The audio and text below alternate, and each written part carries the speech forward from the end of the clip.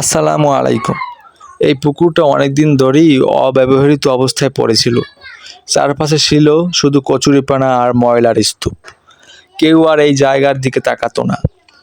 ধীরে ধীরে পানি পর্যন্ত নোংরা আর দুর্গন্ধযুক্ত হয়ে গিয়েছিল। আমরা চিন্তা করলাম এই পুকুরটি সুন্দরভাবে পরিষ্কার করে এখানে পাঙ্গাস আর তেলাপিয়া মাছের চাষ করব।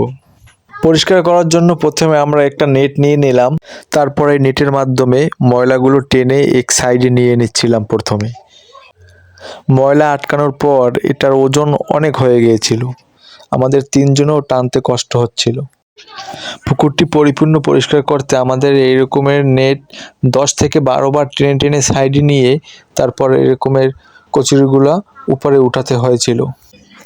তো পুকুরটি পরিষ্কার করতে আমাদের তিনজনার 4 থেকে 5 ঘন্টা সময় লেগেছিল।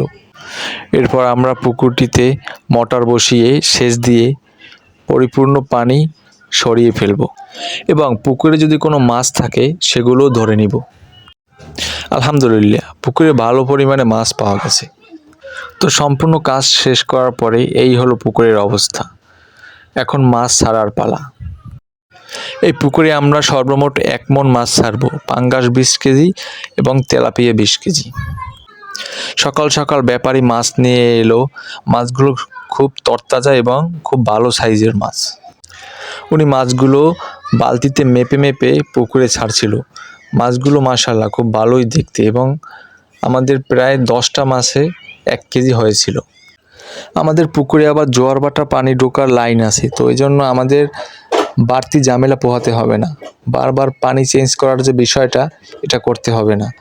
আমরা যে এই পরিকল্পনাটি বাস্তবায়ন করতে পেরেছি এই জন্য আল্লাহর কাছে লাখো কোটি শুকরিয়া আদায় করছি।